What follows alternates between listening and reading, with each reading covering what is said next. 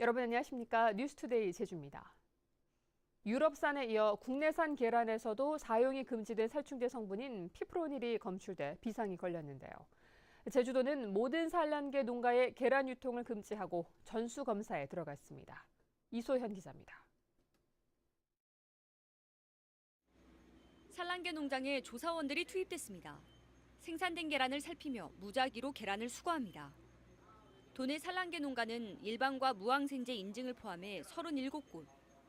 제주도는 이들 모든 농가에 계란 반출을 금지하고 살충제 성분 검사를 시작했습니다. 산란계 3,000마리 이상 사육 농가에 계란 출하를 중단하고 전수 검사하라는 정부 방침보다 대상을 강화한 겁니다. 농가들은 AI 종식 한 달여 만에 덮친 살충제 계란 파문에 걱정이 이만저만이 아닙니다.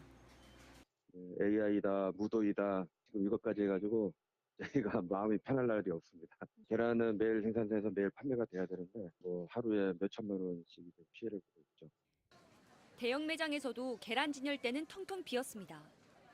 살충제 성분 검출 소식에 대형 매장들이 일제히 계란 판매를 중단한 겁니다. 소비자들은 당장 불안과 당혹감을 감추지 못하고 있습니다. 이제 먹는 거에 대해서 많이 걱정이 되는데 계란까지도 AI 때문에 걱정도 많았었는데 살충제까지도 걱정되게 만들어서. 대형마트 3곳은 정부의 조사 결과가 나올 때까지 계란 판매를 전면 중단할 방침이어서 일시적인 달걀 수급에 차질이 우려되고 있습니다. 제주 지역에서 하루 생산되는 계란은 53만 개. 제주도는 빠르면 사흘 안에 전수검사를 완료해 합격한 농장의 계란만 유통을 허용하고 잔류 성분이 기준치를 초과한 계란은 모두 수거해 폐기할 방침입니다. MBC 뉴스 이소연입니다. 일제강점기에 제주 해녀들도 강제징용돼 일본에서 물질을 했던 사실 알고 계십니까? 전쟁통에 대부분 고향으로 돌아오지 못한 데다 정확히 얼마나 많은 해녀들이 끌려갔는지조차 파악되지 않고 있습니다. 보도에 김항석 기자입니다. 일제강점기 당시 일본 치바현으로 징용물질을 갔던 홍석랑 할머니. 일본군에게 강제로 끌려가 화약의 원료로 쓰이는 감태와 우뭇가사리를 채취했습니다. 20살의 꽃다운 나이에 고향을 떠나 일본에 온 지 70년이 훌쩍 지났지만 고향을 그리워하는 마음은 여전합니다.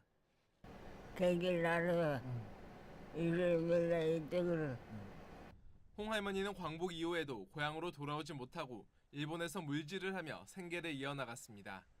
뇌경색으로 쓰러져 거동조차 힘들지만 고향에서 물질을 하던 기억은 아직도 생생합니다. 뭐 많이 잡았어요? 바다 들어가면? 뭐? 이빨 잡아. 뭐 잡았어요? 뭐? 아비야라. 일제강점기 당시 일본으로 출가 물질을 간 해녀는 모두 1,600여 명. 이 가운데 상당수가 징용물질에 동원됐던 것으로 추정되지만 실태 조사는 거의 이루어지지 않고 있습니다.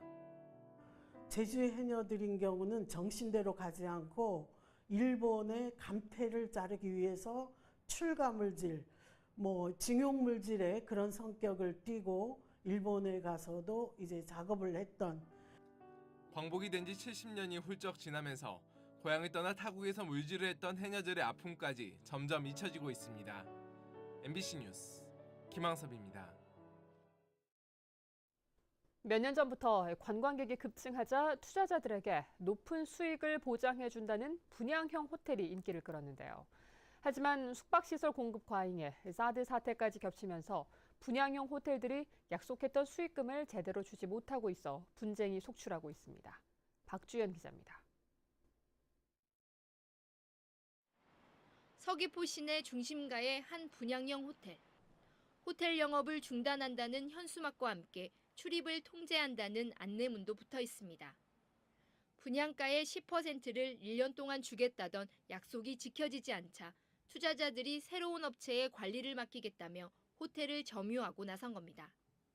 투자자들은 기존 운영업체를 횡령 혐의로 고소했고 기존 운영업체도 투자자들을 업무방해 혐의로 맞고소한 상황.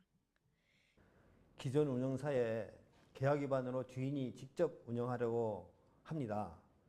그런데 서귀포시와 보건복지부가 서로 미루면서 영업 중단이 장기화되고 있습니다. 피해가 눈덩이처럼 불어나고 있습니다.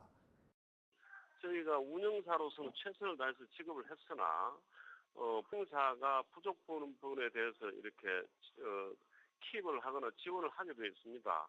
시행사의 약속이 지켜지지 않음으로 해서 제주시 조천읍의 또 다른 분양형 호텔에서도 수익금을 제대로 받지 못했다며 투자자들이 반발하면서 소송전이 이어지고 있습니다.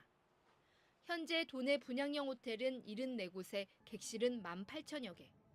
경영난이 심각해질 경우 투자자들의 피해는 물론 제주 관광 이미지에도 나쁜 영향을 미칠 수밖에 없습니다.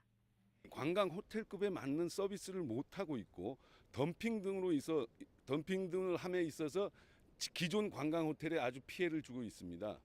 가격 수준을 다운시키면서 서로가 출혈 경쟁을 하고 있다는 거죠. 특히 사드 사태가 장기화되면서 호텔 객실 가동률이 계속 줄어드는 추세여서 추가 피해가 속출할 우려도 커지고 있습니다. MBC 뉴스 박주연입니다. 서귀포시는 토지 분할과 지목 변경, 합병 등 이동 필지에 대해 오늘 17일부터 다음 달 1일까지 개별 공시지가를 검증합니다. 대상은 도로와 하천 등 비과세 토지를 제외한 5,700여 필지로 주변 지역 땅값과 가격 비교 등을 통해 객관성을 확보할 계획입니다. 서귀포시는 검증이 끝나면 토지 소유자를 대상으로 지가를 열람하고 의견을 받을 예정입니다. 해녀들의 주 소득원 중에 하나인 성게와 톳 채취가 올해 모두 끝났는데요.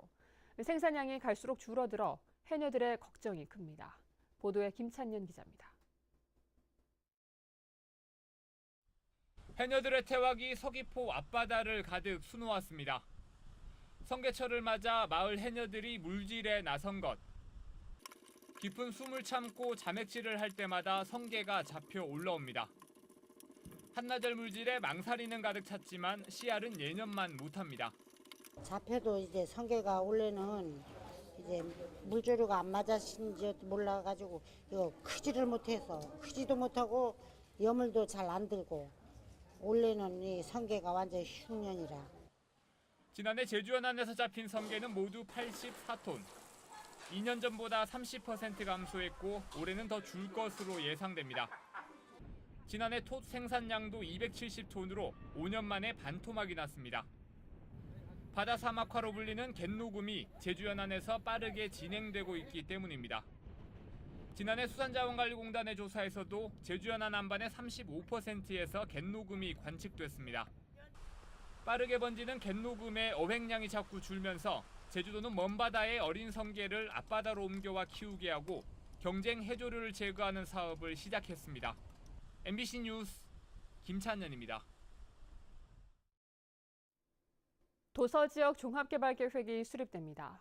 제주도는 제4차 도서종합개발계획에 따라 추자도와 우도, 비양도 등 8개 도서지역에 2027년까지 예산 460억 원을 투입해 생활기반시설과 소득시설을 확충하기로 하고 주민 의견을 수렴하고 있습니다.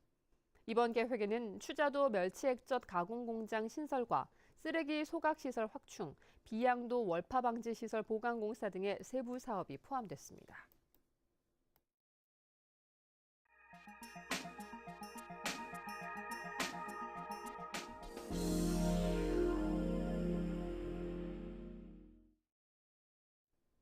옛 영동고속도로 대관령 휴게소는 한여름에도 시원해 더위를 피하기에는 안성맞춤입니다. 요즘 이곳에 캠핑카가 몰리면서 색다른 모습을 보이고 있습니다. MBC 강원 영동 문병훈 기자입니다. 옛 영동고속도로 상행선 대관령 휴게소입니다. 인근 양떼 목장을 찾은 피서 차량들로 북적입니다. 반대편 하행선 휴게소는 수십여 대의 캠핑카들로 색다른 분위기를 자아냅니다. 시원하고 조용하다 보니 캠핑카들이 몰리고 있습니다. 가족 단위로 3-3 모여 더위를 피해 휴식을 취하고 있습니다. 너무 더워서 여기저기 생각하다가 여기 너무 시원하니까 여기서 여름 지내고 가려고 왔어요. 해발 800m가 넘다 보니 동해안보다 3-4도 낮고 체감온도는 10도 이상 차이가 납니다. 게다가 한여름철에도 모기가 없어 최적의 피서지로 곽강받고 있는 것입니다. 아예 장기간 머무는 피서객들도 늘고 있습니다. 전국을 다니는데요. 한 100군데 우리나라 좀 이렇게 시원한 곳이 있는데 대관령이 그래도 제일 넓고 좋습니다. 있기가. 그래서 앞으로 여기서 한 10일 있다 갈 예정입니다. 하지만 폐쇄객이 많아진 만큼 쓰레기 발생량도 늘면서 처리에 어려움을 겪고 있습니다.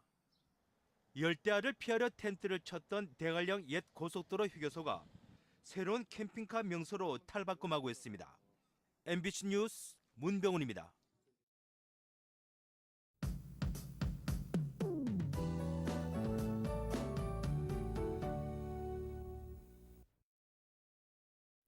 네, 징검다리 연휴가 끝나고 다시 일상으로 돌아온 아침인데요. 오늘도 집에서 나오실 땐 휴대하기 편한 우산을 챙기는 것이 좋겠습니다. 이 낮 한때 5에서 30mm가량의 소나기가 오는 곳이 있겠는데요. 비는 북부와 동부 지역을 중심으로 더 집중될 것으로 예상됩니다. 한편 요즘 아침 저녁으로는 가을이 성큼 다가온 것처럼 공기가 선선한데요.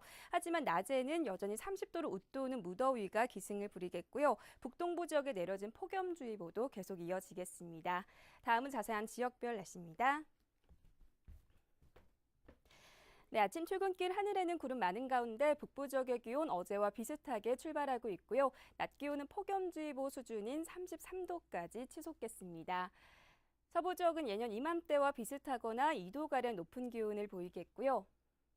남부 지역도 당분간은 낮더위가 기승을 부리면서 하루에 두 계절을 오가는 듯한 날씨에 잘 대비하셔야겠습니다. 네, 오늘 아침 동부 지역의 기온 27도 내외에 나타내고 있고요. 낮 기온은 31도 안팎까지 오르면서 후텁지근하겠습니다. 이 시각 현재 산간 지역의 기온은 20도를 밑돌면서 선선한 모습이고요. 가시거리는 10km 내외로 장거리 차량 운행하기 무난하겠습니다. 섬 지역은 대체로 맑은 가운데 종일 29도 내외의 기온을 오르내리겠고요. 해상에는 너울성 물결이 높게 일면서 해안가 안전사고에 각별히 유의하셔야겠습니다. 네, 현재 청주와 대구공항에는 비가 오는 가운데 광주공항에는 옅은 안개가 깔려있는 모습입니다. 네, 다음 주 초반까지는 비가 내렸다 그쳤다를 반복하겠으니까요. 당분간은 번거롭더라도 우산을 꼭 챙기고 다니는 것이 좋겠습니다. 날씨였습니다. 제주 지역 학교 어린이 보호구역의 CCTV 설치율이 낮은 것으로 나타났습니다.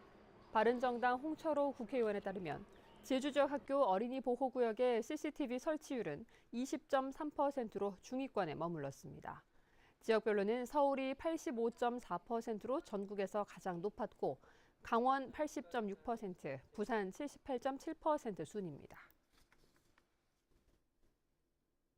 천주교 제주교구 부교구장 문창우 비호주교 서품식이 어제 오후 8시 제주시 한림읍 금왕리 이시돌 삼위일체 대성당에서 열렸습니다. 서품식은 미사와 주교 서품 전례가 진행되는 일부와 염수정 추기경과 교황대사, 주교회 의장과 대통령 축사 등이 이어지는 2부 축하식 순으로 마련됐습니다. 서품식에는 사전 초청된 타 종교계 인사와 세월호 가족, 강정마을회와 4.3 유족 회원들도 참석해 제주 출신 첫 주교 탄생을 축하했습니다. 2017 제주 레저 스포츠 대축제가 오는 25일 개막해 한 달여 동안 제주 해변 공연장과 2호 태우 해수욕장 등 도내 일원에서 열립니다. 올해로 18회를 맞는 이번 대회에는 탈북 청소년 팀이 참가하는 철인 3종 경기 등 다채로운 레저 스포츠 종목 대회가 펼쳐집니다.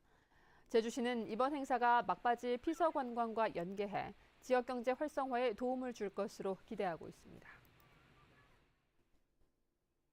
제주도 문화예술진흥원은 제주시 산지천 음악분수광장에서 열리는 상설 공연에 참가할 예술인을 모집합니다.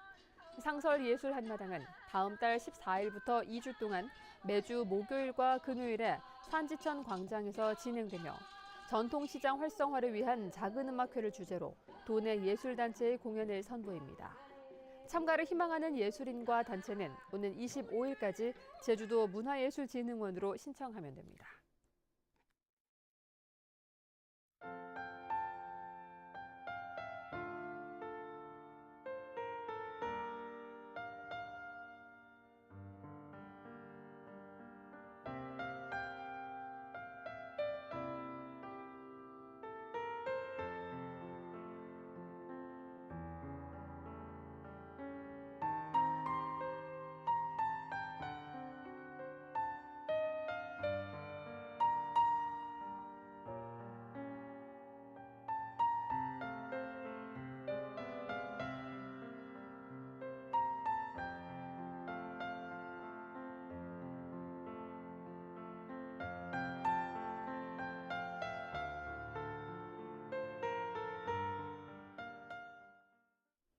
뉴스투데이 제주였습니다. 여러분 고맙습니다.